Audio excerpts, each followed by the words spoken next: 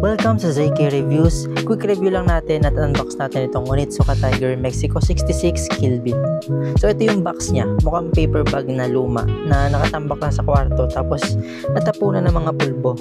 So dito sa gilid ng box, makikita natin yung logo ng Onitsuka Tiger. So the box itself is not in pure black. Ito nga pala ay size 10. Ayan. Sa loob ng box meron ditong tag in English and Japanese characters.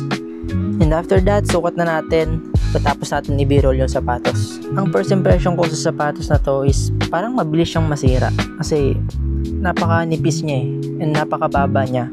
Kung sanay ka sa mga bulky shoes, yung mga nakakapagpatangkad, well, pag ito yung suot mo, medyo parang ang lapit mo sa may lupa, no? So ang nipis lang kasi nung heel part niya.